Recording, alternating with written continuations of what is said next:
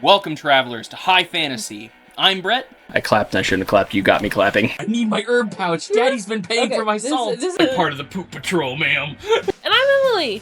But I'm like, don't make the robots. Don't make the robots crunch. I would take Speak with Dinosaur in a second. I have beef with DC. It's a thing. It's a whole thing. Join us on our epic world-spanning adventures. Armed with only a bit of Longbottom Leaf, we will delve into some of the most amazing worlds of imagination that have ever existed. Before we get into that, don't forget to check out our Patreon if you want to support the channel. And without further ado, let's get into it. You can clap. You can. Yay! Welcome to High Fantasy. Yes, welcome back to High Fantasy. I'm Brett. I'm Emily. And today we are going to be discussing something that I think is very fun. There's a lot of stories to it, but I think the main thing is just talking about the world and kind of how it exists. Okay. Because at the end of the day, we're talking about Magic the Gathering! Magic the Gathering! Yes! Because you've told me this before. There is story. Quote unquote to Magic the Gathering. Yes, there is story to Magic the Gathering. I'm so sorry. Every single time you stir it, I will fully lose my train of thought. That's nice, and it scratches my brain nicely. You're stirring your drink, and I need to stop thinking. Yes, you told me before that there is story to Magic the Gathering. That like when the different sets came out, they actually had like booklets that kind of like told you everything that was going on. That doesn't really happen much anymore. No, it doesn't. So nowadays you don't get those booklets. And it used to be, according to my buddy Nathan, when you first got the fat packs for Magic Gathering, which was like you spend like $40, right? Mm-hmm. You used to get like 10 packs of Magic cards, a box to hold them in, a D20 countdown die, and also a full book. Mm-hmm. Like not a booklet, a book. On the new world that you were going to be essentially exploring and kind of how it worked. Every time they would introduce a new world, there'd be new mechanics, new stuff like that. Now I think they're kind of banking on the fact that everybody kind of knows the stories. Yeah. So I guess for somebody who has never heard anything about Magic the Gathering before, has a very small knowledge of it, what is Magic the Gathering? So Magic the Gathering is a card-based... it's just a trading card game. Is the best way to put it. Like Pokemon, Yu-Gi-Oh! It's like the top three, right? Yeah. Pokemon, Yu-Gi-Oh! And Magic the Gathering. Kind of back and forth depending on how you want to play cards that affect the other person's board, basically. Mm-hmm. Exactly, yeah. So you summon monsters, you have spells that affect the battlefield, all that fun stuff. So I think to get into the story of Magic, we have to understand a little bit about how Magic the Gathering, not necessarily the card game works, but a brief understanding of what it means, right? So in Magic the Gathering, you can break down magic, because obviously it's Magic the Gathering, you can break down magic into different elements based on the color of the magic that's used. Yes, okay. So so there is white magic, which is very holy in nature. Deals strictly with regaining life or adding life to your total. Mm-hmm. There's even cards in white that make you win the game if you have more HP than you did when you started. Yeah. So very hit point based and very big on defensive ideology. Because each color has their own sort of like win condition of this is the strategy in which you go about winning this game. Blue is, I'm going to make you draw all your cards, or I'm going to say no to every single thing you do, and if you play blue, fuck you. Yeah. So very interestingly, in the actual metaverse, blue is mind magic. Mm-hmm. So it deals with illusions, it deals with enchantments, it deals a lot with that kind of stuff. In the actual game itself, that looks like countering cards by saying that never existed in the first place. Yeah. And you're like, wait a minute. The game that translates as you being a dick. Yeah. So I think what I would like to do, instead of going through each color individually and then kind of what it does, I think I'm going to go into a color and tell you the main champion of that color? Yes, because I know. Okay, can I guess them? Can I Yes. guess them first? Do it. Because I So know. let's do white, because we So talked about white. Oh, that's the hardest one though. I didn't want to do white because I know because I don't know the main champion, but I know some planeswalkers. Mm-hmm. So like green is Garuk, Mm-hmm. right? Blue is Jace, I Yep. believe. White is it Ajani or is that blue Ajani white would or have green been white? considered Green one of white. the first white Okay, planeswalkers. okay, Ajani. Because I also know that there's. Elspeth is a big one. I was gonna say I was getting there. I was gonna say I'm there's sorry. a stupid zombie one that Nathan loves that I don't care for necessarily. Oh, Liliana. Liliana. Okay. Is generally the black planes for the black color for Oh, planeswalker. see, even then, all the women I just mix up. I guess I'm very not feminist today. Yeah, Elsbeth is white, and then Okay. Liliana Vess, or Elsbeth Curel is white. Liliana Vess is the black planeswalker. Mhm. Once again, not the skin color. We're not talking about like This is racial the color or of the ethnicity. cards. It's the color of mana that they use. That's the Yes. kind of mage that they are. And then red is who? Do you remember who red is?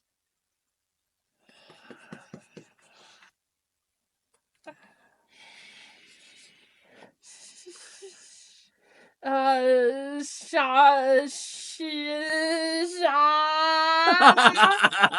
gosh, it's right at the tip of your tongue. I want to say like Chandra or something. Chandra. It's yeah, Chandra. it's Chandra. I win. Yep. I'm the best. I'm the champion of all things. Yep. So yes, there is Garuk Wildspeaker for green. Mm-hmm. There is Liliana Vess for black. Mm-hmm. There is Chandra Nalar for red. Mm-hmm. Jace Balaron for blue, Mm-hmm. or Balaran, depending. Like, there's a lot of, and people could crucify me for pronunciations of these names All day. because they're fake people. Deal with it. Ajani Goldmane is the full name of Ajani. So like there's a lot in the names of these characters. But yes. So going into let's just do white. You have Elsbeth. Mm-hmm. Elsbeth Tyrell. Now I like Elsbeth a lot. I also like Ajani. They're both pretty predominantly white planeswalkers. The neat thing about them is they have had changes to their mana because things have changed in their life that has made them different. Okay. But let's talk about what a planeswalker is, and then we'll go into what this does, right? I love it. So mages are a pretty common thing. Magic in Magic the Gathering is pretty normal. Wow, crazy. Right? Yeah, crazy. But it's not common to be a planeswalker. Yes. Now, what a planeswalker is someone who has a spark, is what it's called. It's a planeswalker spark, and it is the ability to travel from one dimension to another at will. Okay. So they can, at any point in time, just be like, yeah, this place kind of sucks, and just, like, plane hop. Bye, folks. Yeah. Peace out. So Magic the Gathering consists of just multiverse upon multiverse of all of these different realities and all of these different planes of existence that all exist and do continue on without these planeswalkers doing things. But a planeswalker is kind of like an interdimensional being that just can choose to go to a place and do some crazy shit.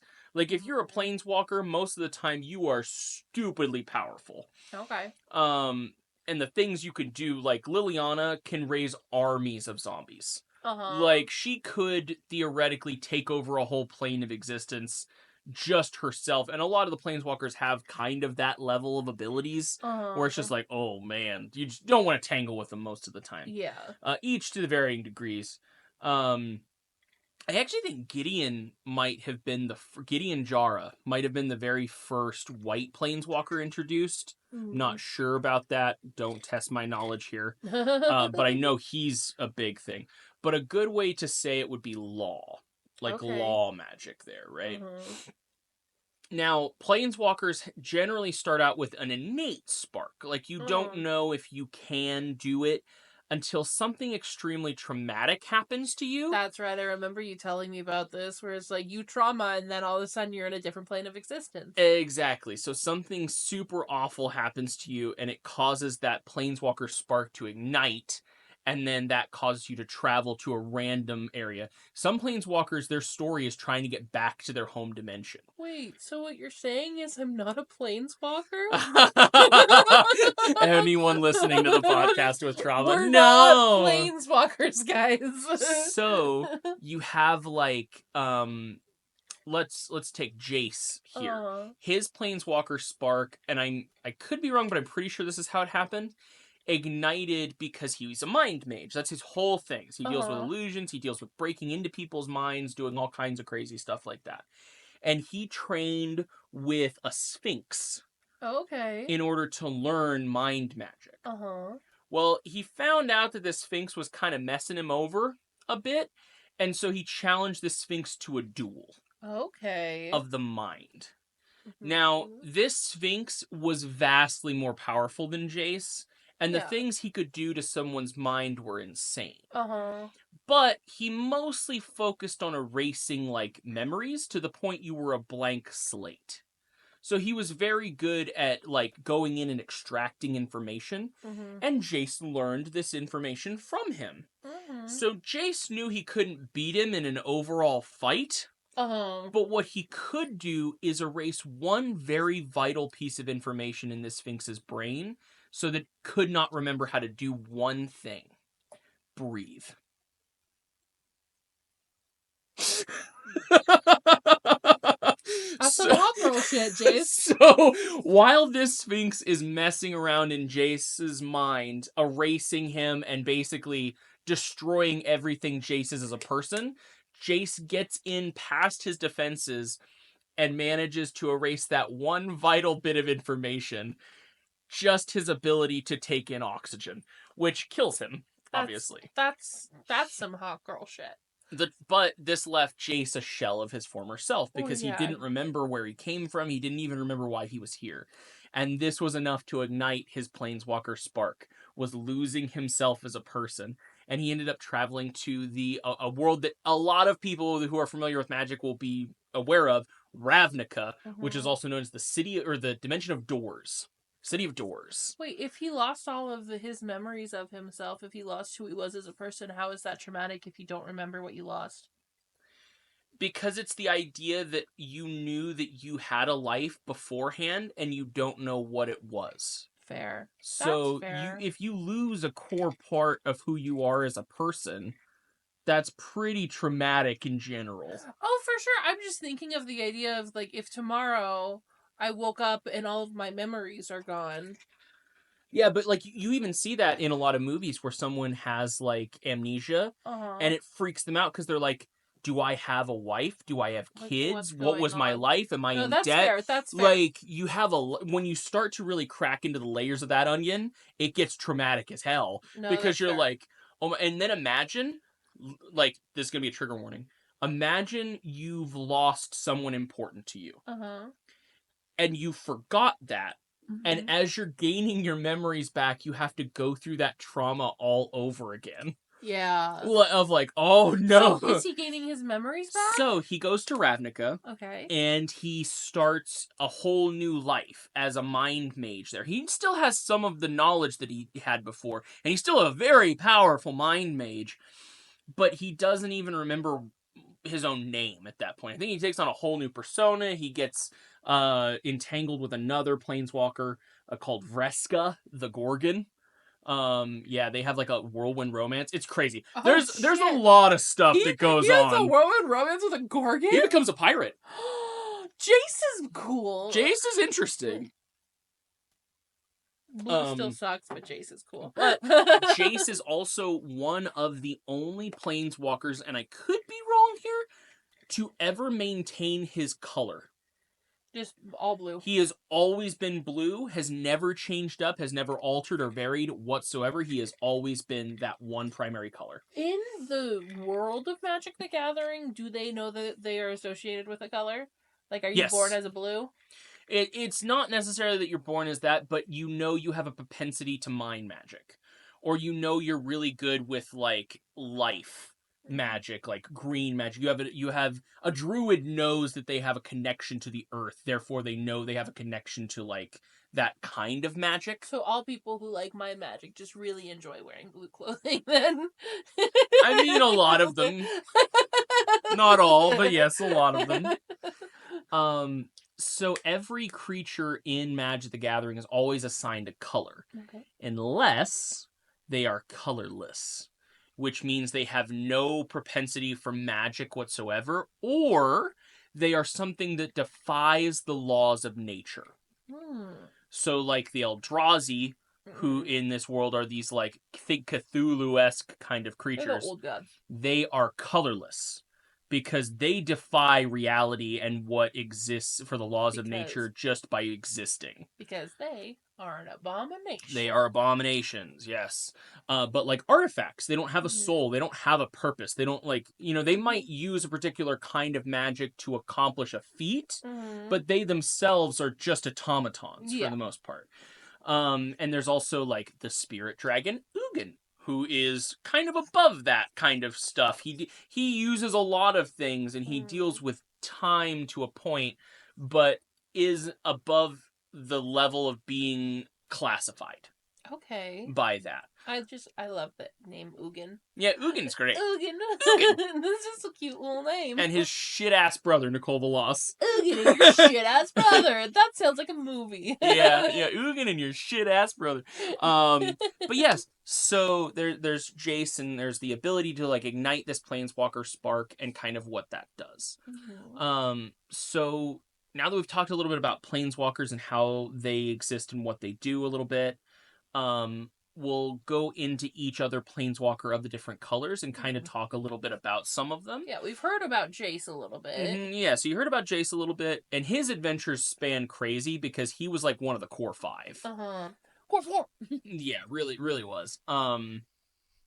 So then we have, let's do my personal favorite. Let's do Garruk Wildspeaker. Yeah, Garruk.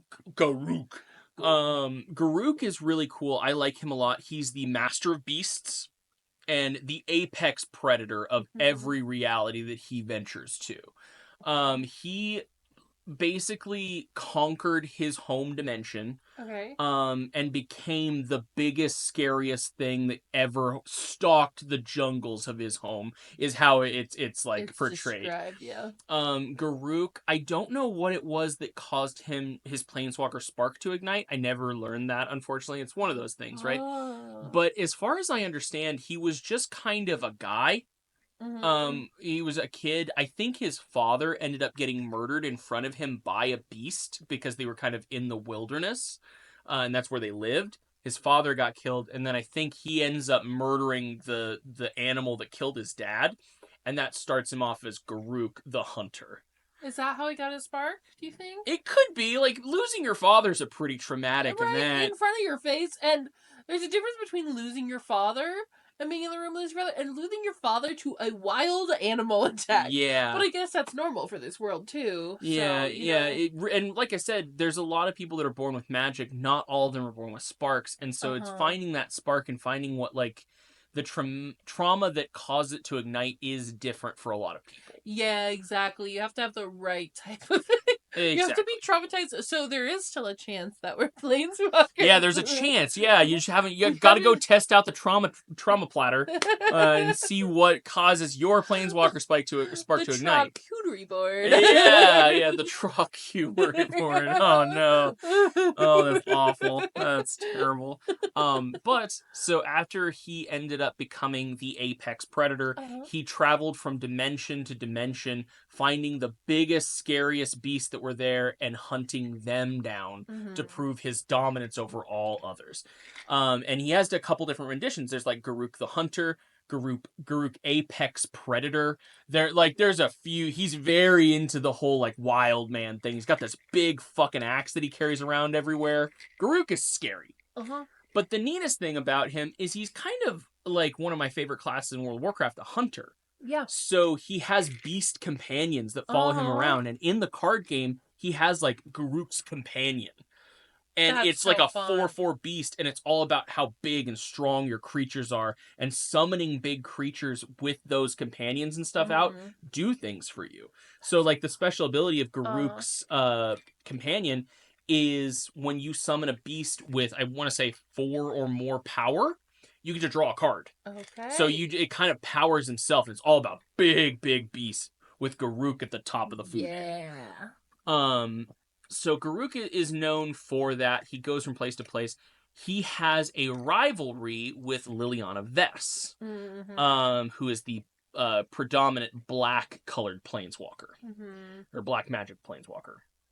We'll work this in anyway. Yeah, it's always hard because she's very pale and white. She is not, she's not ebony skinned at all, but it's very funny that they chose her to be the main, like. Right. But anyway, so she found this item called the Chain Veil, and it was an extremely powerful cursed object. Love it. And when she got it, she was like the power, not the curse. Hey, Garruk! And so she transferred the curse of the Chain Veil to Garruk and took all of the power that it bestowed onto herself. Is that when Garruk became green and black? Yeah, so we're getting to that. So they traveled, he hunted her across the multiverse, slowly watching his power of life and creation and like the cycle of that change and warp and get corrupted by the curse of the Chain Veil. Because he's like the epitome of a druid. Yeah. Like, in a lot of ways, yeah. Like Jace would be like a wizard, like a mage. Garruk would be like a druid, and with the curse, it would be like a necromancer druid almost. Yeah, if you could combine druid and barbarian, that's Garruk perfectly. Like that's perfect. That makes sense. But he watched as the beasts he used to be able to summon to his side became twisted and dark and just like... He's like, I'm gonna fucking kill you, Liliana. Yeah, he was so mad because like, you're fucking dead. all of his companions, all of these creatures that he had known that he would call to aid him were just starting to get warped and twisted. They weren't what they used to be. Everything he touched started to wither and just kind of fall away and die. But he was so strong that it was taking the curse a while to kill him.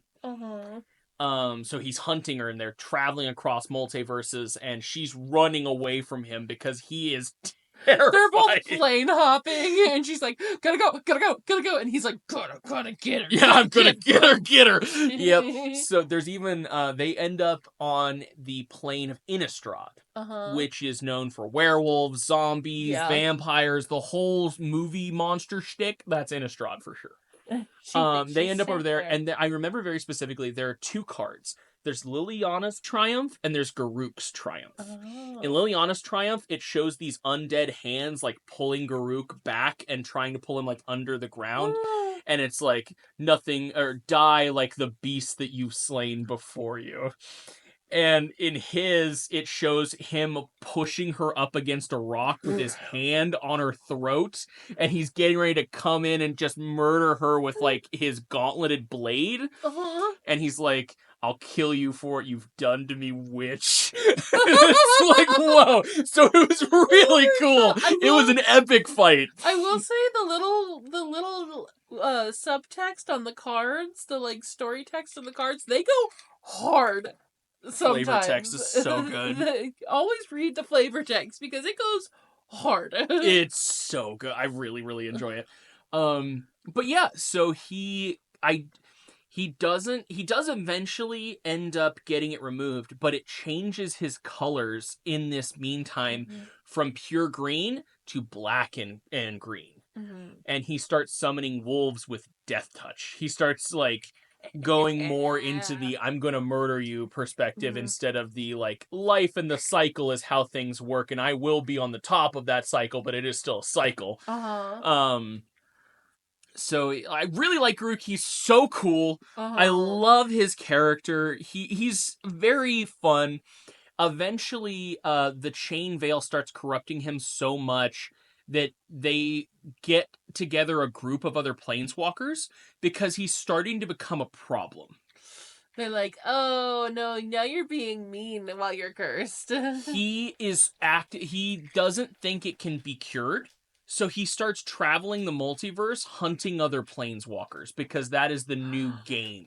Oh no! Yeah, and he Do takes you out think a getting few of cursed them. makes him a planeswalker? No, No. he was a planeswalker before he got cursed. Oh, that's right, because he became blue, green, and black. Oh, yeah, Yep. no, that makes sense. That makes Yeah, sense. so he ends up killing quite a few planeswalkers just that are randomly in the multiverse Okay. and taking their heads as trophies. And the other planeswalker is like, Garuk wouldn't do this. Yeah, and then they're like, "Oh shit, what's Liliana done? Like this is bad." God, fucking, they need to just take Liliana out of the gene pool. Mm-hmm. I don't like Liliana, mostly just because I'm not a zombies person.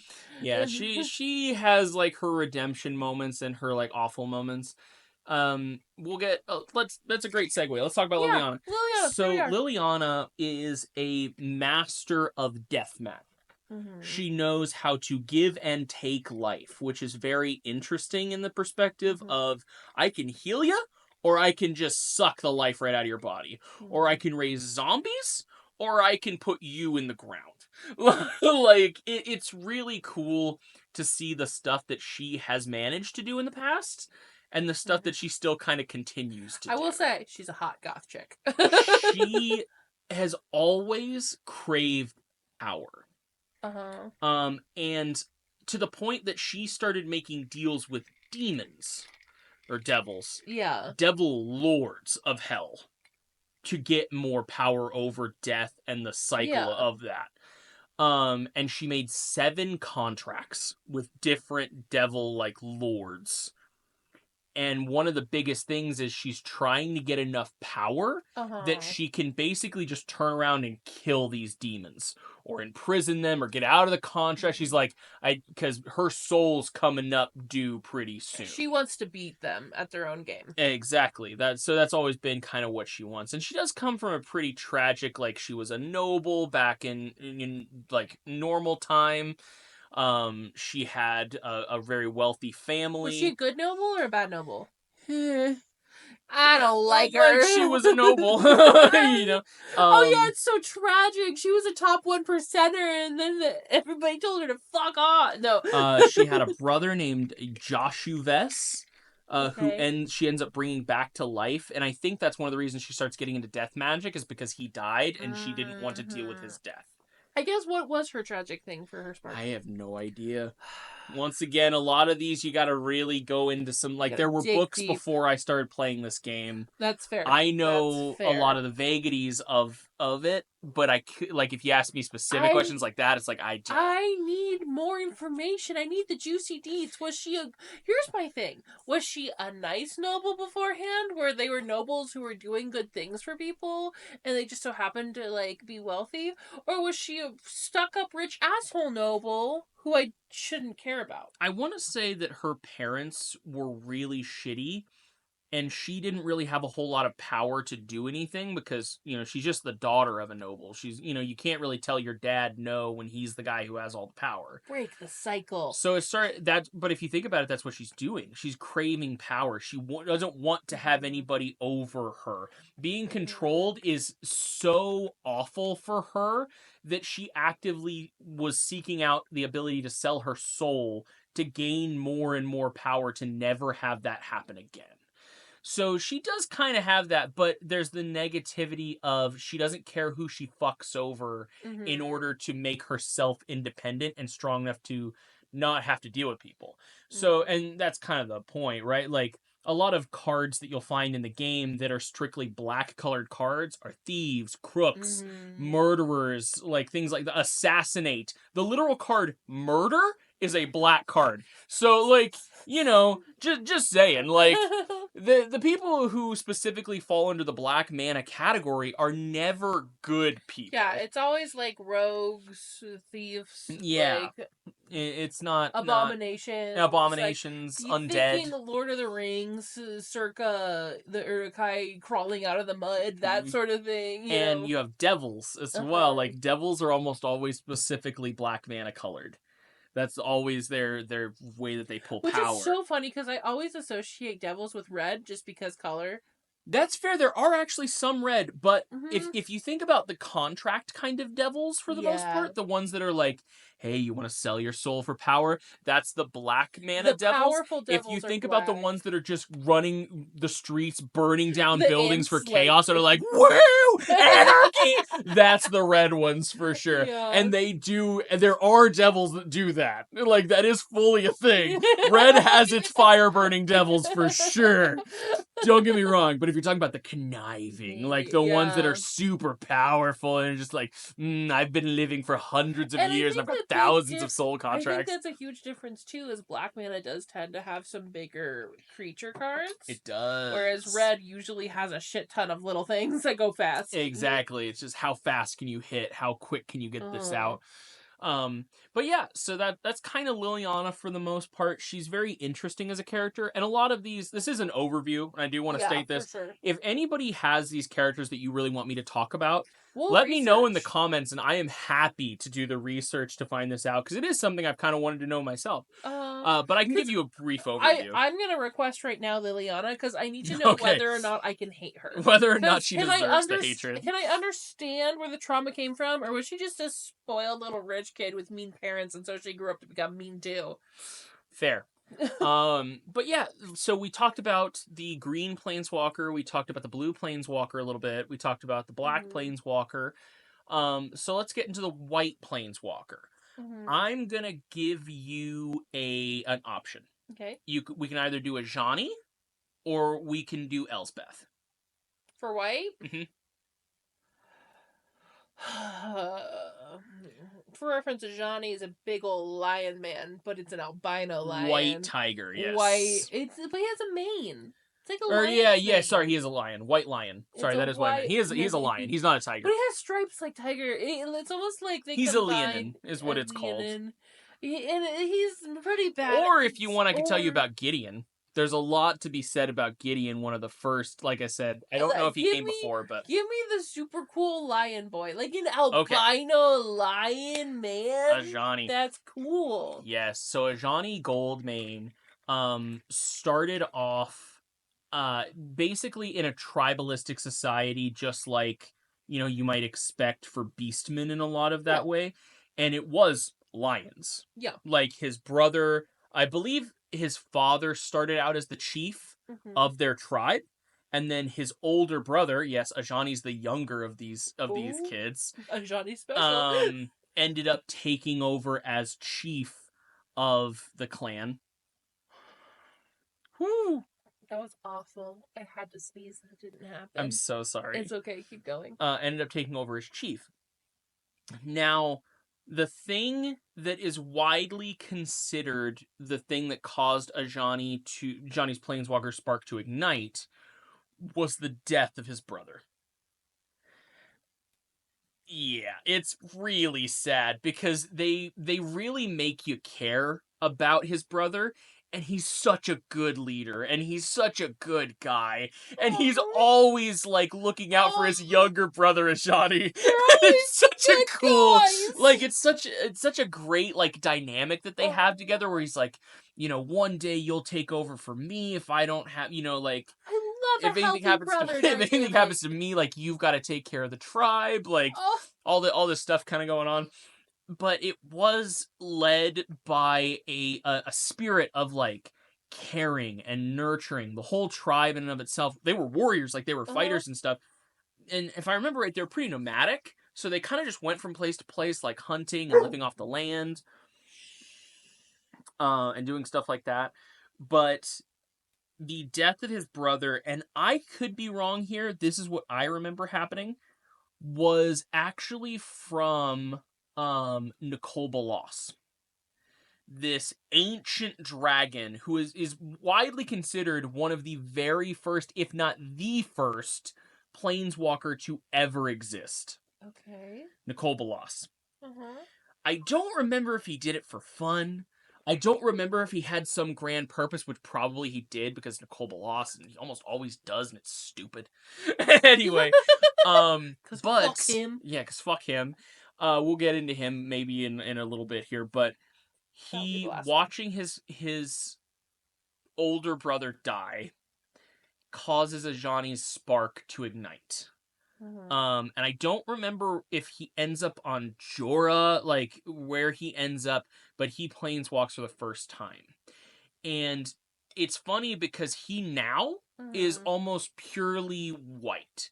Sometimes you'll see white green, more like paladin druid kind of thing going on. Yeah. But he is mostly white mana now because it's like civilization, peace, like all that kind of stuff. But when he started out, he was like Ajani Vengeance, which was the name of his card. Ajani Vengeant, which he was mad. Yeah. And he was 3 colors. He was white, green, and red. Oh, interesting. Because he was just full of rage at his brother's death, and he starts hunting down Nicol Bolas through the multiverse and trying to get a group of heroes together to hunt down and kill the guy who murdered his brother. Oh, Ajani. Yeah. Oh, honey, I love him, and I want to give him a hug. There's a super cool picture of Ajani in one of the cards where he's just in midair and he's got this dual-sided axe and he's just like jumping at Nicol Bolas as Nicol Bolas is like sneering and getting ready to like raise a hand to do something about it. And I think it's called like Vengeful Strike is what it's called. And it's just him like going to murder Nicol Bolas. Spoiler, it doesn't happen. Nicol Bolas is an asshole. And he has more plot armor than God. Anyway. Oh, that's so, like, just the idea that he's just like, I will avenge my brother. And like, he is. And then he's going around gathering adventurers. It's like, we can stop him. Yeah. We can stop this from happening to anybody else. I would join his party so fast. So fast. I would listen to his tragic backstories and I would give him a hug. Yes. Now Ajani actually ended up becoming very good friends with Elsbeth. Okay. To the point that he pretty much challenged the Lord of the Underworld for her soul when she died. Oh! Because she died on Theros, the Greek, kind of styled world in Magic the Gathering. So like going to a god and being like, I'm gonna fight you is and more realistic. So he went up to Erebos, god of the dead, and was just like, she's too good to die. Like, you've got my friend's soul and I'm gonna challenge you for it. They're just good friends? Yep, they're just good friends. Like, they're not actually, like, together. There's no love thing going on there, as far as I know. He's just walking up, it's like, she will not die today. Yeah, my bestie, no. Not my bestie. Are you really besties if you wouldn't go to hell and back for him? Yeah, Elsbeth actually ends up saving herself by forging a golden mask, which is kind of how you get out of hell. Or not, the underworld in Theros. Is you have to forge a golden mask and come back with the kind of taint of the death. Of death. So it's like her colors end up changing when she has a whole Planeswalker card that's printed that shows her with the golden mask as she's taking it off coming out of the underworld, and she's white and black. It's pretty cool. It's pretty cool. That is so cool. It's really interesting. That's fucking cool. That's hot. It's really, really fun. Oh my god. Okay, so Ajani has had a lot of changes over the years. He's gone from white to white and green to white, green, red, and then he's gone back and forth a lot, but he tends to go more white and green, if anything. Yeah. He had the one iteration where he was just full of anger for the death of his brother, and he wanted to kill Nicol Bolas because of that. Nicol Bolas is kind of how some people say it. I don't care. He's a stupid dragon, and I'm mad at him. Okay, so we've done black, we've done white, we've done green, we have done blue, and so now that leaves red. We're going to talk about Chandra Nalaar. Chandra is the pyromancer of the group, and actually one of the people, I believe, recruited by Ajani to help fight Nicol Bolas. Okay. For her mastery over flames. Sorcerer, fire mage. She started out as a young pyromancer on a world kind of full of that stuff. Okay, like an elemental world. Yeah, almost? exactly. Like if you were to picture an elemental plane of fire, that's where she grew up. Cool. Love it. Love it. So like there are, and it's really funny because there's literally cards called Chandra's Familiar, and it's a little fire kitten. Oh, It's just made out of pure fire. oh, I love it. I There's wanna like Chandra's emissaries and stuff, which are these giant fiery hellhound things that she cuddle. controls.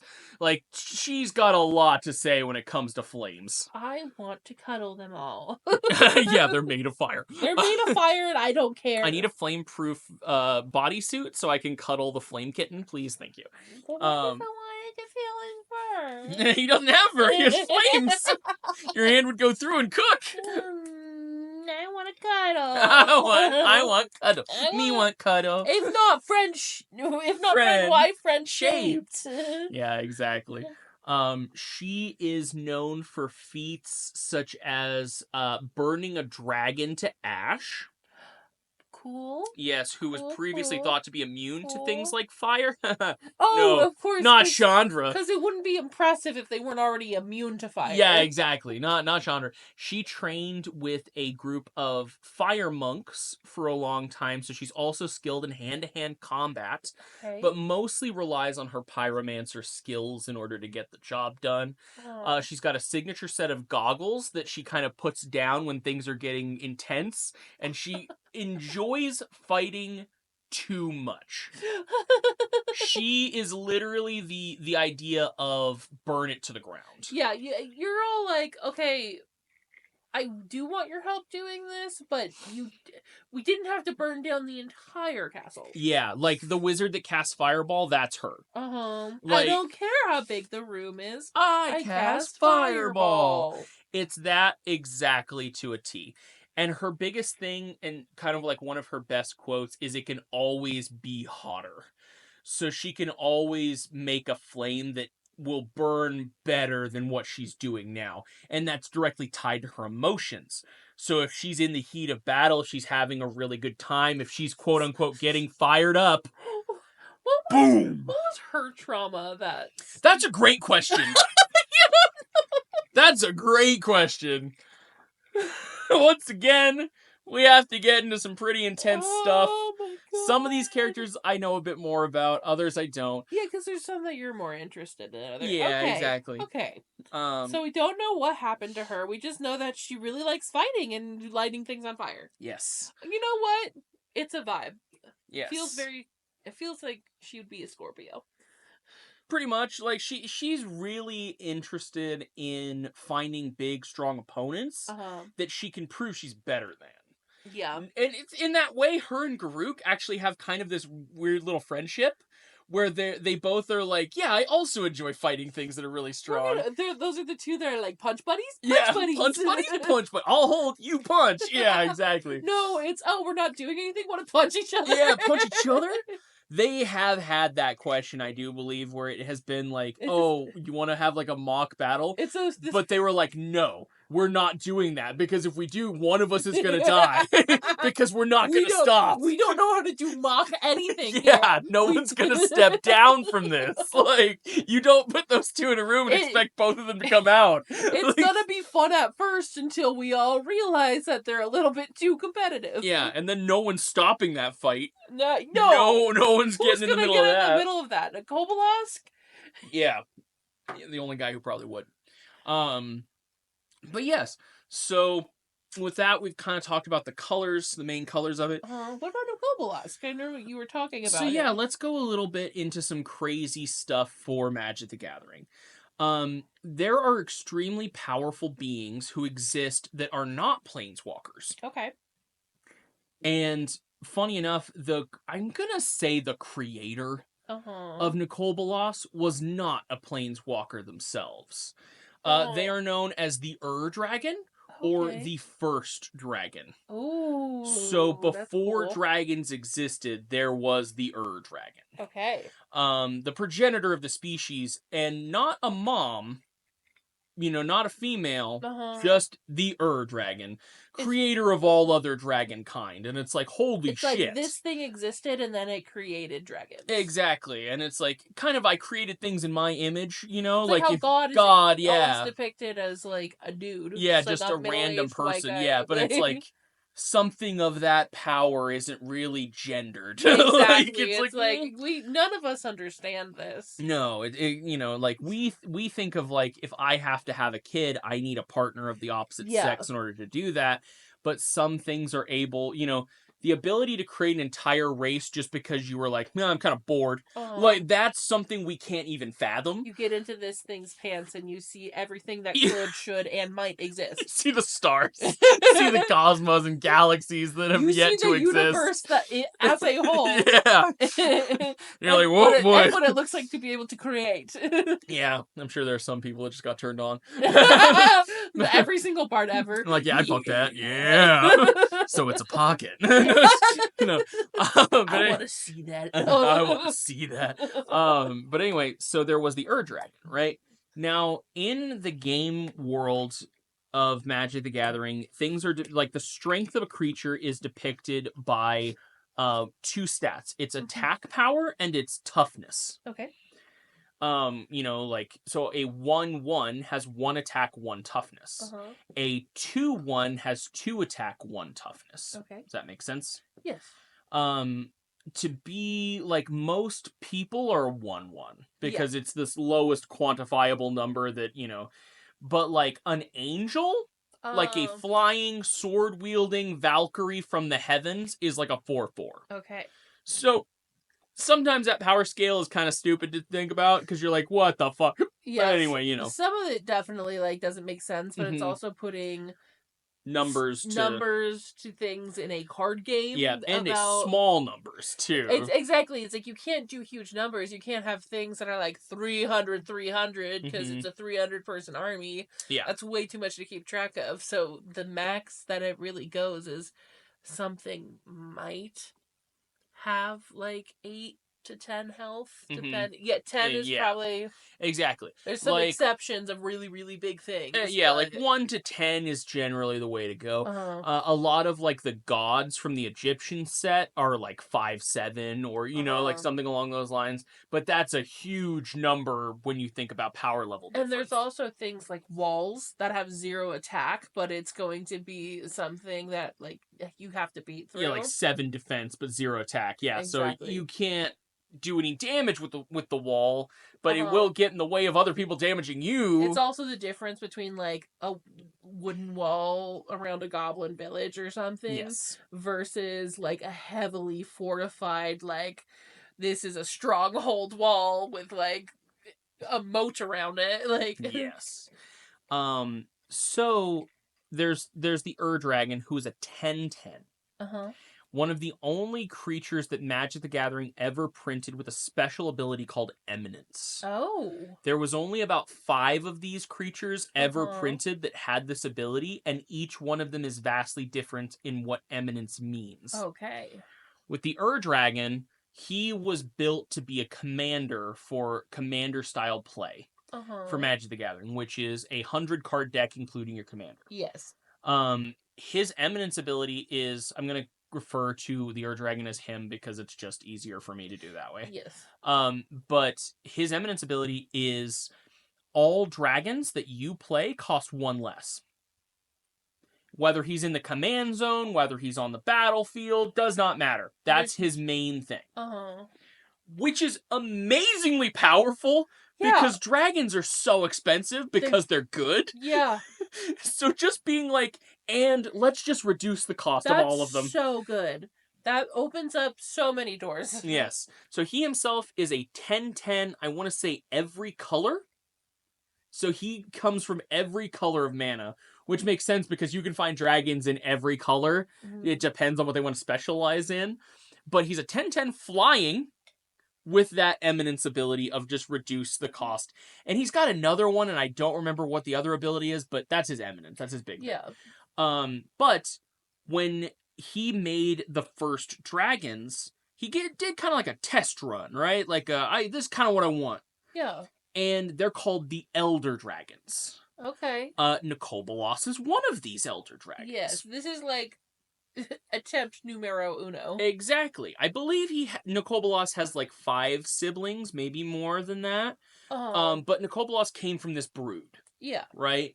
And at some point in the vast history of time, his planeswalker spark ignited, which was like, even the Ur-Dragon doesn't have a planeswalker spark, so it's just a shit shoot every time if that's going to happen, and you don't have to be human for that to happen. So Nicol Bolas' planeswalker spark ignites. He becomes one of the most powerful beings in existence because he's not trapped to this one dimension anymore. He can go anywhere he wants. He can gather powerful artifacts. Like, imagine being able to go into the Marvel universe and just be like, okay, I know where everything is. I know how to grab all this stuff. I know how to do all this stuff. I know what time to do it at. Imagine if you could guarantee that if touching the Infinity Stones wouldn't hurt you, you could just be like, and yoink, yoink, yoink. Okay, got the Infinity Gauntlet. All right, now let's go to the DC universe. Let's get Superman's powers too, just for fun. Like, there's so many things you could do with the amount of knowledge if you spend time doing it. When the Ur-Dragon was creating these, he added a little bit too much of like... Yeah, a little too much sauce. Too much sauce to Nicol Bolas. But Ugin is actually one of Nicol Bolas' siblings. Okay. And he is the exact opposite of Nicol Bolas in a lot of ways. Beautiful. So he's good, and he cares about the mortal races, and he thinks that all of them should be kind of like protected because he thinks that's their job. He's like, we're way bigger and more powerful than these creatures. We need to protect them. And Nicol Bolas is like, they're just here to fund my gas tank. Like, just fostering all humans. Yep. He's like, Dee's mine now. Dee's my baby. Dee's mine. Taking Dee's. We are all just Ugin's pets. I mean, pretty much. Ugin's just a cat guy, but cats are humans. You know, yeah, pretty much. Nicol Bolas never really worried about like dealing with his siblings, other than Ugin. I guess I lied. Ugin is also a planeswalker. So of the original brood, 2 of them ended up getting the planeswalker spark. Ugin and Nicol Bolas. And they are opposite in ideals and like how they choose to do things. You think they got traumatized at the same time? I could see that. I could 100% see that. I'm sure that there's information somewhere about this. There's gotta be. We have to find it now. I need to know. Yeah, it's pretty nuts. I want to know all of their traumas. Now, there is kind of a crazy little bit of lore here, which I found out much later after playing the game. Okay. Because it's still being printed. Like, information is still coming out. One of their first prototype planeswalkers that Magic the Gathering ever really released was a planeswalker called Teferi. Okay. He is a blue planeswalker, and he is a time mage. Okay. So he's really good at, like, messing with the timelines, and he likes doing it a little too much. To the point he lost his planeswalker spark. Anyway, there's a whole story there. No planeswalker spark for you! No planeswalker spark for you, Teferi. But basically, an event happens which causes all of the multiverses to start, or all the different dimensions, to start collapsing in on themselves. And this is somewhat Teferi's fault, as far as I understand. I don't remember if it's all his fault, but there's, like, he plays a part in it. And with Nicol Bolas' help, because without any playgrounds anymore, this does him no good, they managed to save everything and stop this, like, dimension-wide destruction of everything. Like, this is all the multiverses everywhere collapsing in on each other. Not just, like, one reality is fucked. All reality is about to just be messed over. Jesus. Okay. So Nicol Bolas is so buff at this point in time, he holds up the multiverse. He stops it from collapsing in on itself to buy everyone else time to solve the problem. And in doing so, loses his immortality. And a lot of his, like, power that he's been accumulating over hundreds of thousands of years. But just keeping, like, the weight of this drained him so much that he lost the vast majority of his powers. And he is still one of the most powerful, if not the This most was- powerful this- planeswalker ever. This was them saying, "Oh fuck, we made him a little bit too powerful. Let's give him a reason to be less." Now we get into the fun thing of the the War of the Spark. Okay. This is a whole era in Magic the Gathering which I got to play through, and it was so fun. Okay. So we go to this desert planet. Think pyramids, think Egypt. Yeah. In this world, gods exist. Uh-huh. Nicol Bolas came here a long time ago and seeded a religion. So people believe that he is the savior, and when he comes back, he is going to save all of this world. So he kind of created and guided this planet a very long time, or this dimension, a very long time ago into making trials for heroes. Okay. And they have to go through the trials of these different gods Uh-huh.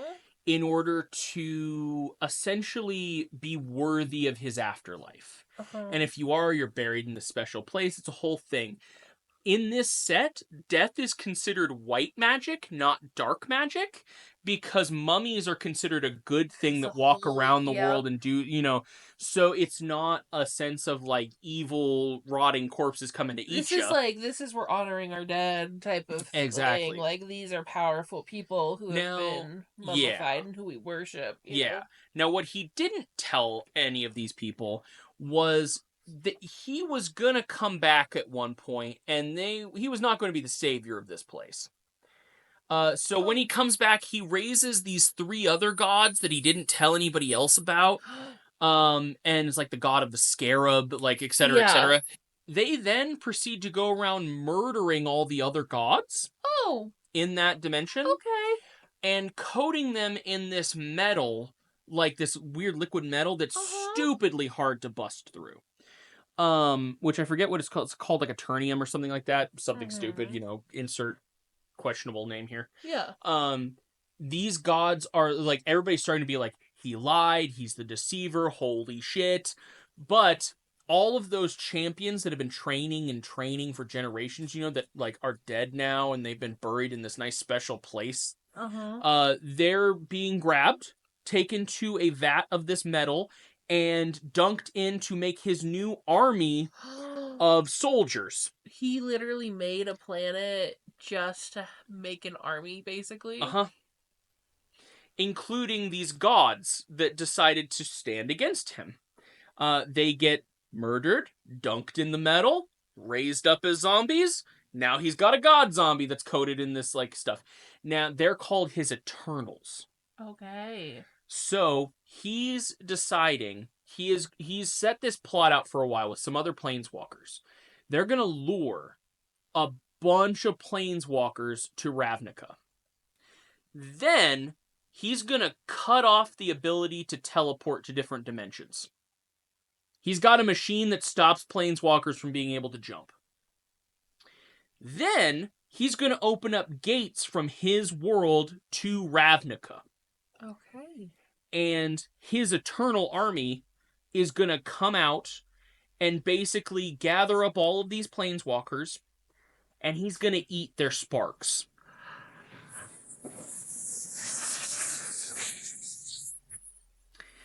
And when he finishes eating the sparks of all of these planeswalkers, he'll be as powerful as he used to be. It's just a big trap. Now, Nicol Bolas needs somebody really good at animating zombies on his side right now. Liliana? So, setting things up, as he has been doing, Uh-huh. guess who has all of her contracts? This bitch. Crazy, huh? This bitch. Because he's just going to eat her spark when it's done, That's so the he's goal. using it as blackmail. Yep. Or not, and it's not even blackmail, it's just that he owns... Yeah, I own you. I own you, literally own you. Yep. And he says, help me do this, and I'll rip up your contract. Not sure if you can trust him, but he does say, help me do this, and you are of no use but to he me also anymore. doesn't say that he's not going to just turn around, grab her, and eat her spark next. And he does do that to one of the planeswalkers that was working with him. So you're kind of like, yeah, I don't trust you. Anyway, so Liliana, this starts the War of the Spark. It's every planeswalker that is there, other than a few of them that are working with Nicole Bolas, which you kind of, there are some awesome planeswalker on planeswalker fights of just like, there's one, his whole thing is he does artifacts, and he fights with Chandra, and she ends up like turning him into a puddle. Like, just Dovin Bond is his name, and she wrecks him. She wrecks him so hard. But I think this is one of the guys that helps make the portal, along with Tezzeret and some others. Anyway, so the main thing is here we have Nicole Bolas holding a contract over Liliana. Liliana has all of the undead under her control, with the help of the Chain Veil, which happened to come into her possession because Nicole Bolas gave her a tip that she didn't know was him giving her that tip, by the way. Of course. Yeah. And a new and shiny legendary artifact, the Book of the Dead, from this pyramid world. So she's controlling not only all of these legendary heroes as they have been brought back to life and are covered in almost indestructible, like, metal armor. Yup. But also the gods that have been dunked in this and brought over to this world as well. One necromancer, whole planet, pretty much, that she's just controlling on an individual basis. She is buff right now. She is buff. But it does make sure to let us know that Liliana is so mad at this having to happen. Yeah, she doesn't want this to be happening. She doesn't want this to be happening. But she doesn't. It's her well-being. That's the whole point of Liliana, is she cares about herself more than anyone else. So despite the fact this is happening, she's not going to do anything about it. Well, it's also like he has the contract to her soul. Yeah, so that's what I'm saying. Like, she won't go against him because it's negative for her to do so. Gotcha. Yeah. Whereas if it was somebody else's ass on the line, of course she would, Yeah. So, we now get to see Gideon Jara, the white mage of law magic. He's one of the big ones. He's been in the magic world for a while.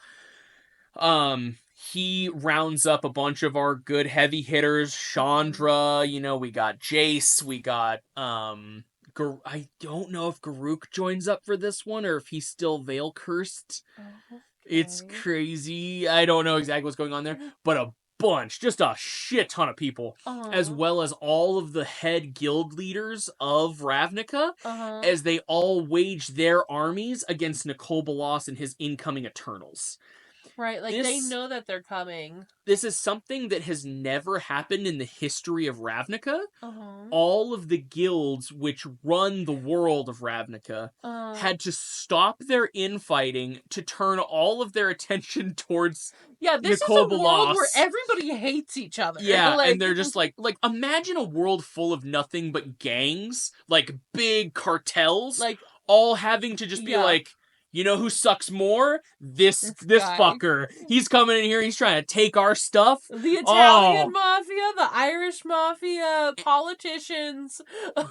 This was the Infinity War of Magic the Gathering. This was literally the Marvel get-together that we've all been waiting for. Super Friends Unite. Everybody's here. Let's all fight each other. And it's just a big slug-out battle. Now, in this, a couple things happen that were very key to the success of this. They end up beating Nicole Bolas back. He gets a few sparks. He goes away a little bit more powerful than he left. Yeah, et cetera, et cetera. It ends up blowing over. The good guys got away better than they would have been if they had done nothing. Yeah. So, the good guys win, the bad guys don't fully lose. It's a big, big pish-posh of stuff. A lot of unnamed planeswalkers die in this that are just and then he ate 200 planeswalker sparks, and it's like, who were they? We don't care. But it makes... Probably didn't know that they... Yeah, it's so crazy because they make being a planeswalker such a big deal. Yeah. And then they're like, he just ate a shit ton of dudes over here, and we know nothing of any of them. But a bunch of new planeswalkers were introduced in this set, which was Uh-huh. really cool. And that was the first time that they have ever released a planeswalker that was not at least rare quality.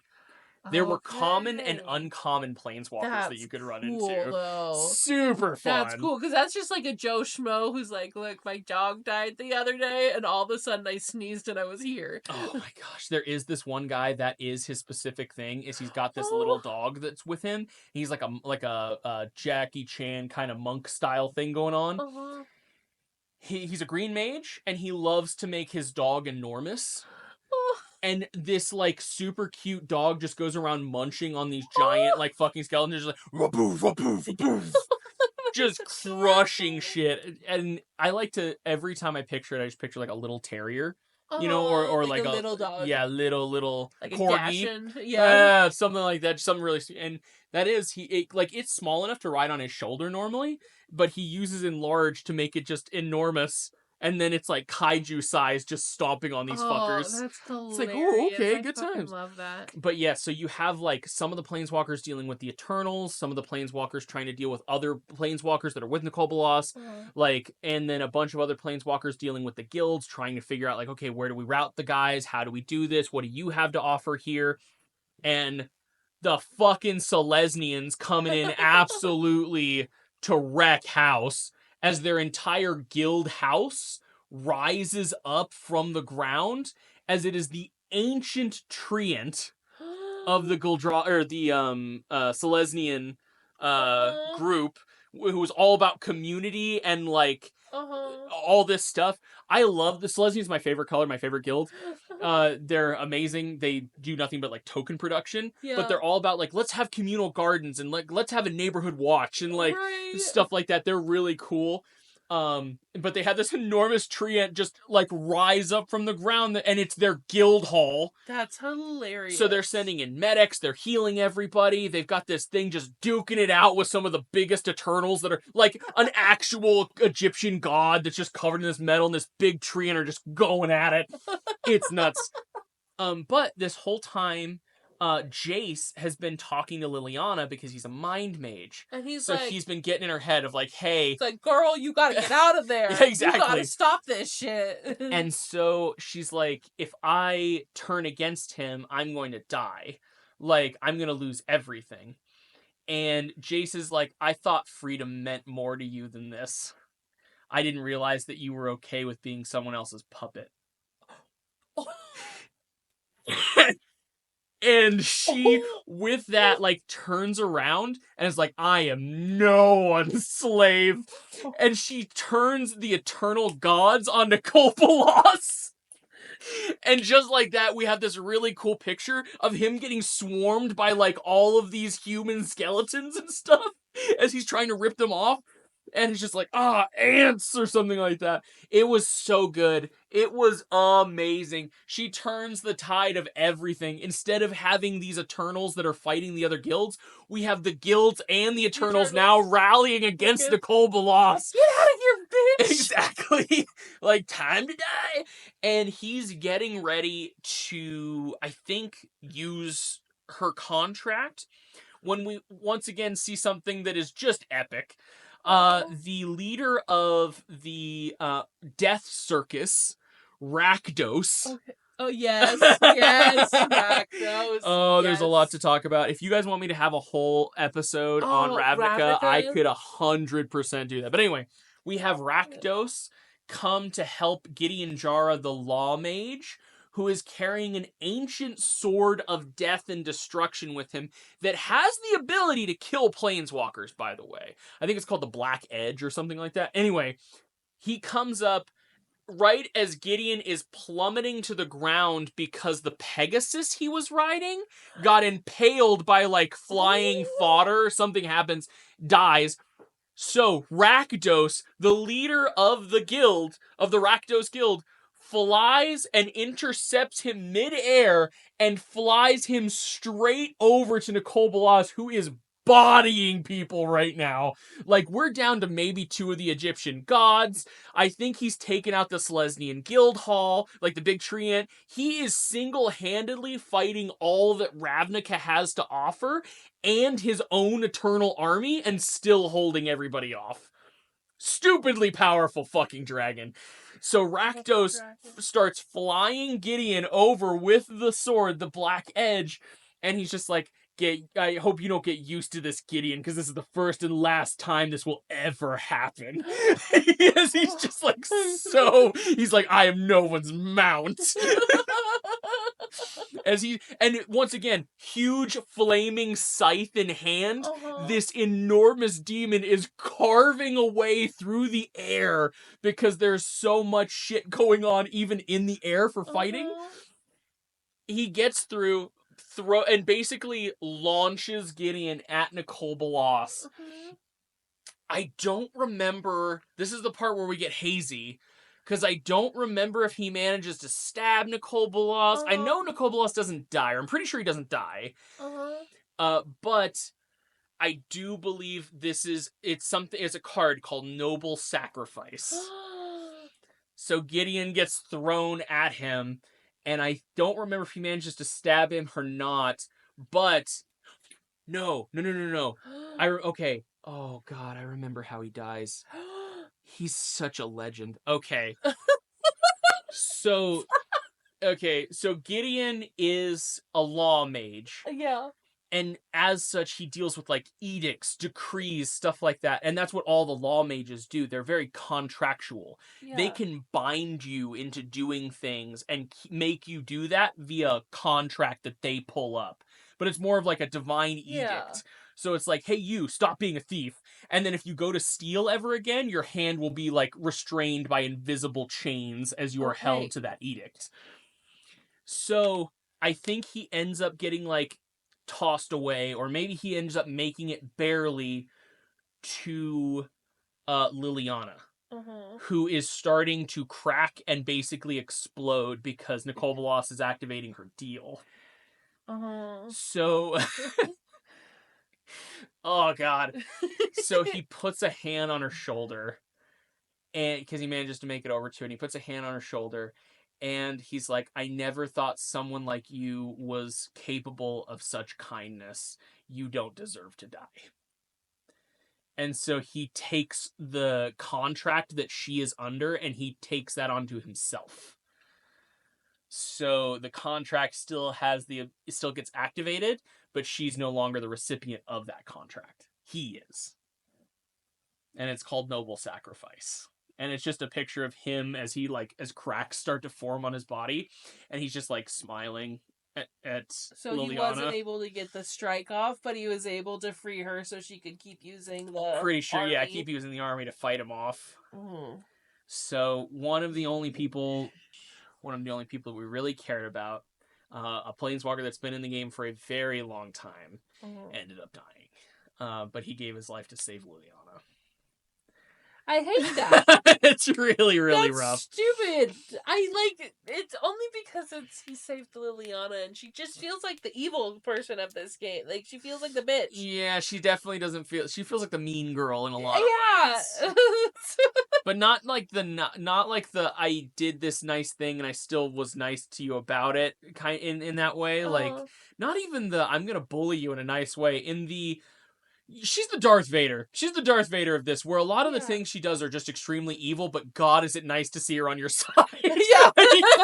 You're just like, oh, please. Super powerful. Force lightning this fuck. Super evil, but honestly hot. Because it's good stuff, but it is like, she's girl bossing really hard. She's an anti-hero girl for bossing sure. So close to the sun. Yeah, it's rough. It's rough. And the fact she fucked over my favorite planeswalker, Garruk, kind of makes me not like her in the first place. But anyway, so that is the War of the Spark. Basically, we now see the big head honchos. Chandra's still there. Garruk is still Veil Cursed, and they figured out if they don't get that cured, it's gonna cause Garruk to turn into a demon. Oh, and that wouldn't be good. And Jace is scared. Jace is forming a fucking committee because he's like, guys, we need to deal with this. This is really bad. He's already kicking the shit out of a bunch of us. Okay? Like, I sent one of my best mind mages over there to tail his ass, and do you know what he sent me back? Garuk sent me back a picture of his head. Like, this is bad, guys. This is really Jesus bad. in the group chat, like, can we do something else? Like, are we not gonna have an intervention, guys? So they're still there. Oh Like, all my these planeswalkers are still God. there. And Liliana has run away because she is still, like, she still did the things that she did. Oh, So she's being hunted down, I believe.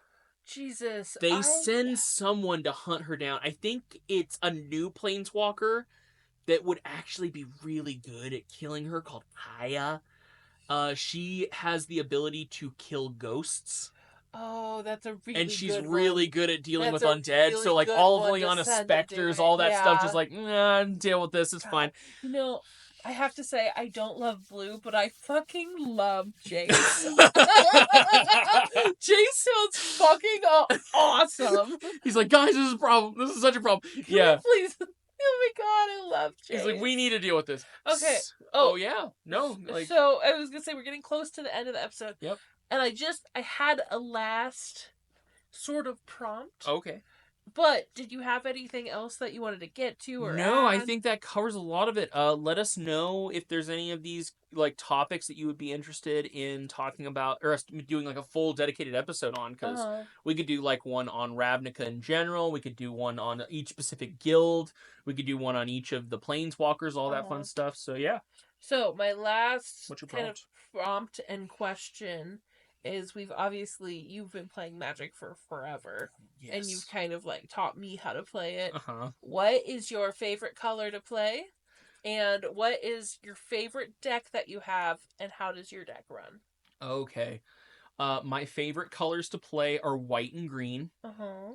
My favorite deck that I have probably built is my elf deck, which is just pure green.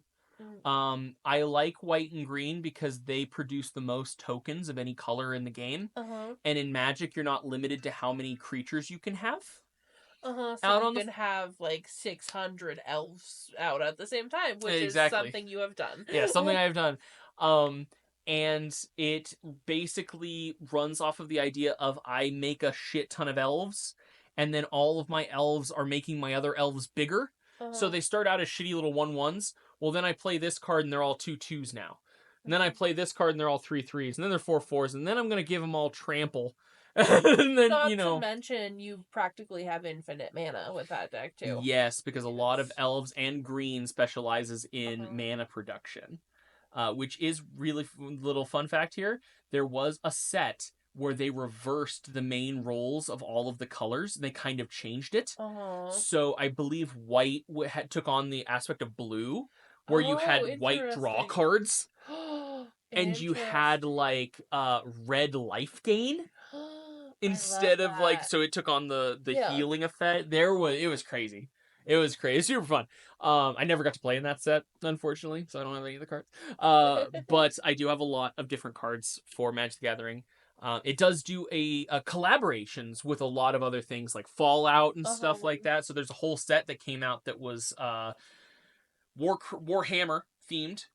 Like you could get Zerg and shit, which was really cool. They did a Fallout one where you could get Fallout decks and stuff like that. So super cool there. Tribal's my favorite though. But yes, those are my favorite colors, and that's my favorite deck, and that's the way you run it. It's kind of like how you do goblins, by the way. That is one of your other favorite decks, the Krenko deck? That's fair. That is another one. I love the Krenko deck. What if you were describing it as in a D&D situation? So, like, for example, one of my favorite colors is I think one of my favorite decks is the green and black one. The commander deck, the pest deck. Yes, the one you have the dragon. The commander is a dragon. And, from a fairy tale set, by the way. Yeah. Or no, not a fairy tale set. That was a Magic Harry Potter college set. Anyway. I forget what it's called, but that's the premise of the game. Or of that set. Love you. Love you. But it's a dragon that produces pests and stuff. So it's like if it were on a battlefield, you'd see a dragon cresting over the hill, and all of a sudden you hear rumbling under the ground, and all of a sudden all of these different bugs and spiders and creatures crawl up and start crawling on you and starting to bite you and eat you from below as this like pest dragon with like bugs flying off of it flies overhead. Oh, like an Oogie Boogie dragon? Yeah, Oh. almost like an Oogie Boogie dragon. Oh, that's so creepy. That's how I picture it, because it's this dragon that's just summoning all these, and it's always like it's either like small little tiny pest creatures or like oozes or like that sort of thing. Like there's a ton of insects in that deck. That's great.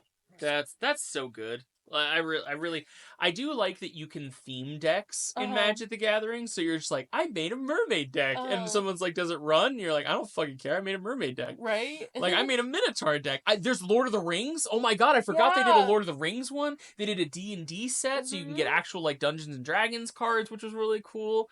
They also do a lot of unsets, is what they're called, which is non-legal sets that they do for fun. Oh. And whenever they release that, you can't ever use any of the actual cards in anything that's not an unset, because it's just for fun. It's just, they're not legal.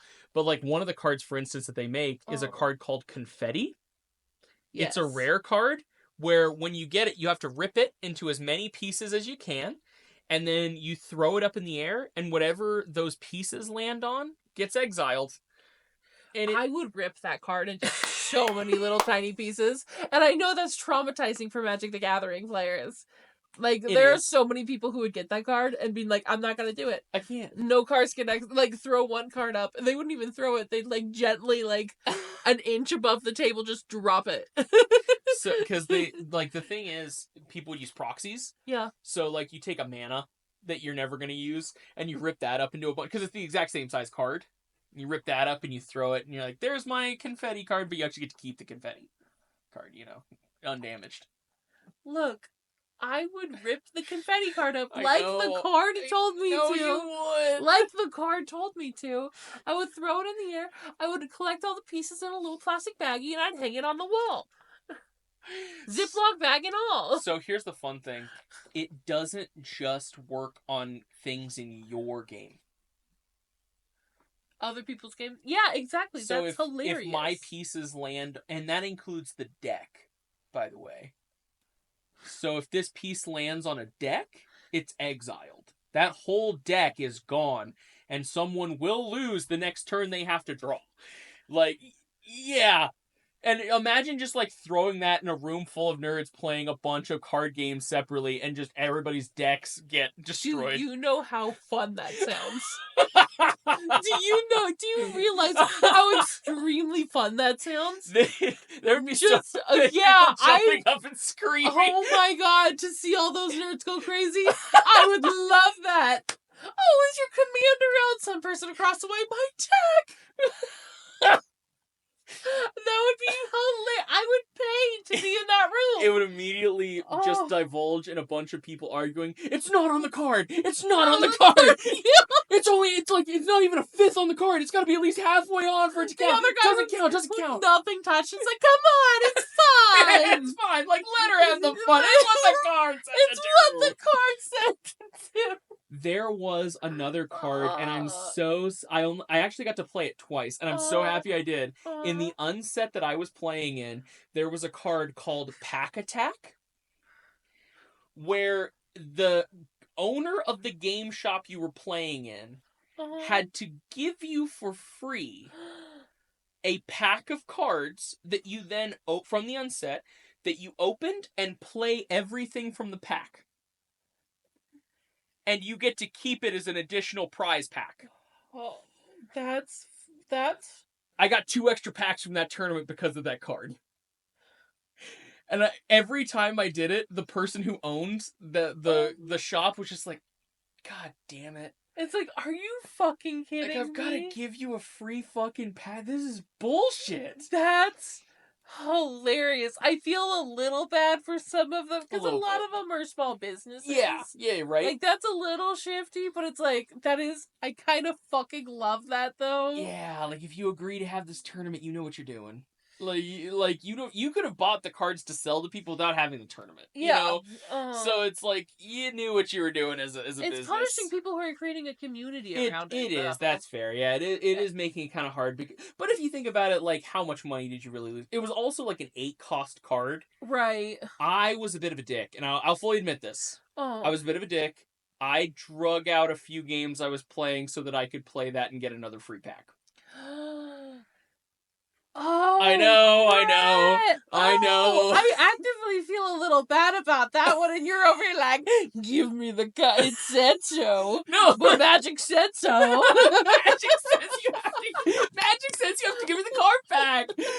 No, like so. Here's the thing. All it really did was take away from the prize pool. Yeah, because whenever they won or whenever that card was played, they just took it out of the prize pool. So it was one less pack that some random other person got. And I got last. So when I got last in those games, I didn't get any prize packs anyway because I got last. Yeah. And so I kind of just got... You kind of just made up for what you lost by entering consolation the prize. Yeah. That's fair. Consolation. As long as they're taking it out of the prize pool, I feel like that's more fair because everybody going into the tournament... You thought they were like knows... just losing. Yeah, I thought it was just like a random... But if they already have prize packs available to give out to people... Yes. Because like in sense. each tournament that you go to, if you come out in first place, you get the benefit of like, okay, I'm not saying this is the case for every one of them because it's going to be different each time, but there are places you can go where you can come out with like 16 prize packs because they don't pay you money. They just give you a shit ton of card packs because it's a lot cheaper for them to do it that way. I mean, hell, it's a lot cheaper to enter into a tournament and hopefully win, if anything, walking away with 1-2 packs and then that's it, than having to actually like buy your own shit. Yeah. We could also do an episode that's just on the rules of Magic too, like more about how to play the actual game. But anyway, yes. Maybe we could play Magic while we're doing... That might get complicated. Yeah, I think because I got 2 packs in that tournament, and the guy who got first place ended up getting like 7. Yeah. So I think he would have gotten 8 if I won, and then the guy that got third would have gotten like 4 instead of 3. Yeah. But they all ended up with more packs than I did anyway. No, so it's that makes more sense. That's less bad. That in that case, take them fucking back. Yeah. If you're gonna be there, if you're going for the gold anyways, you might as well milk it for all it's worth. Yeah. I really did. Also, like the guy who won, God, I fucking hate that guy. He looks up all of the cards in the set in advance. Oh, of course. So he can immediately put together the best deck possible because you only have an hour to put together a deck. So you get all of these cards, you open all of these packs, and you have an hour to put together the best deck you can with what you got. He goes to the tournament knowing more than most people do automatically because he put in that, like, I'm going to study this and see what's best immediately. Because a lot of the times I would kind of fall short on my decks because an hour wasn't enough time. I had to sit there, I had to read each card, I had to figure out what it did, I had to figure out the synergies for it all, and put a deck together in an hour. So it's like, it was a little hard for me, just me personally. And I could have done the same thing, like, it's not illegal to do that. It's just like, it sucks that it feels like you're coming in with a pretty big advantage here. Right. And I guess that's the problem is not everybody's going into it to have fun. A lot of people are going into it to win. Yeah. And so it's just if you're going into it with a mentality to have fun, you're probably not going to because too many people with this, but it would be fun to have like a fun tournament instead of a... Yeah, and that's the whole point of the unset. Yeah. Is it's not supposed to be standard play, it's supposed to be fun. Like when you look at the new card, you're supposed to be like, haha, that's funny, that would never work in an actual game. But like, he would actively, like if he had that confetti card, would 100% have just tried to throw it as much on his opponent's cards as he could have. Not just throwing it in the air. Like you would have had fun. Yeah. He would have been like, okay, I'm going to just like strategically sprinkle these over your side of the field and you lose. Salt Bae it onto his deck. Yeah, Salt Bae it fully onto his opponent's side. And that's just not fun.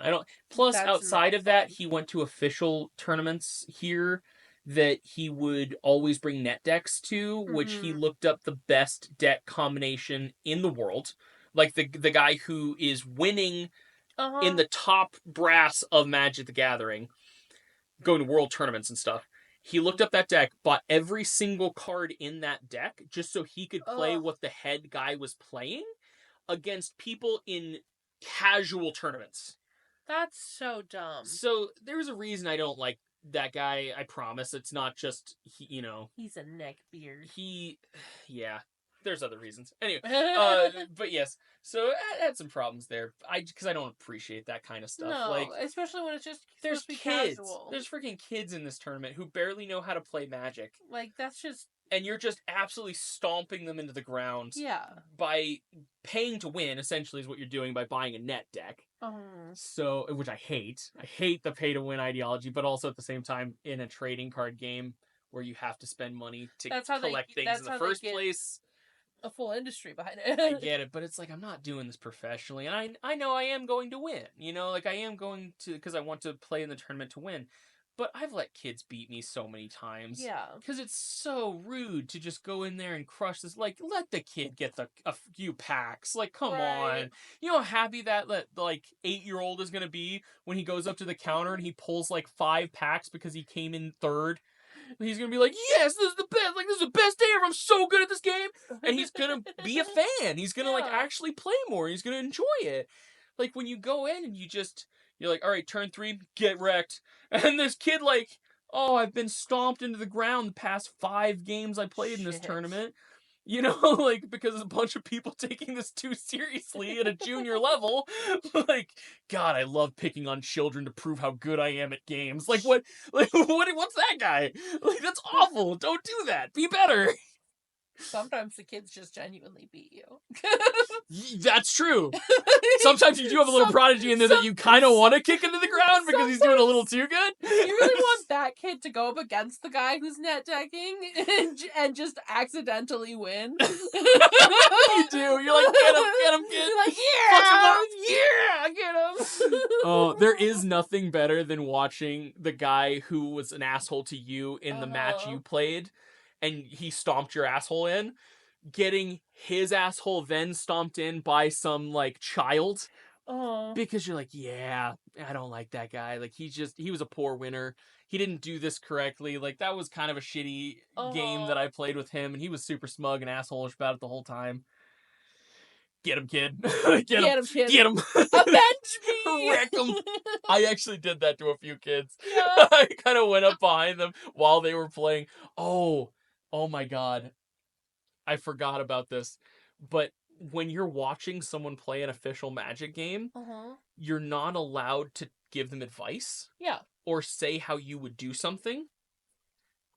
And I accidentally made this guy lose, and he had a grudge against me ever since from that point on. Because he lost an official match because I didn't know that was a rule. Oh no. And I was looking at the board and I'm like, yeah, if you swing in now, you've got lethal. He can't do shit. He's full, and it's like, well, he might have a combat trick, and I'm like, he's tapped out. He can do nothing about this. There is no card in Magic right now that will save him if you swing. And they're like, oh shit, swing for lethal? And they killed him, and he's like, what the fuck? He was so mad. Because there is a portion of Magic that can be bluff. Yeah. Because if you're holding a single card in your hand, even if it's a land, you're holding that and you're just like, could be a counter spell. You're like, it's like, but you're only running red. Might be the only red counter spell you don't know about. Do you know all the cards? How well do you know them? Are you sure? Are you sure? You want to swing in? You want to swing? I can fog you. This could be a red fog. You don't know. I've done that in one, so I can't. I get it. I get why he was mad at me now. You're like, oh. But to be fair, I was I think 14. Yeah, and you and I was just started. I know this game. Yeah. I was like, I do know the rules of this. Wait a minute. All right, what do you think? I think this has gone on for a while. I really like this episode. It's fun. You can tell how much I like Magic the Gathering by this. It's super fun. And you should do more research on what everybody's things are, because I want to know. All I the sparks. I want to know more. Tell me how did each people of them are get traumatized? I'm gonna dig. That's I so need you fun. to dig deep for me, babe.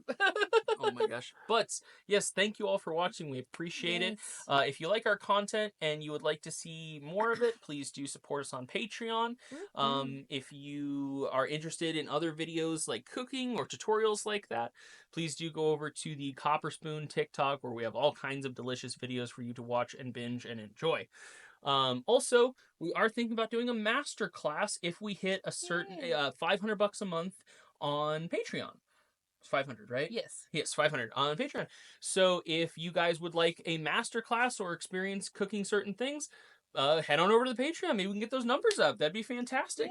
Yeah. But until then, the thing that matters the most is thank you so much for watching, and thank you for Appreciate being you. here. We appreciate you, and we'll see you again next time for High Fantasy. Until then, have a good one, everybody. Bye! Bye.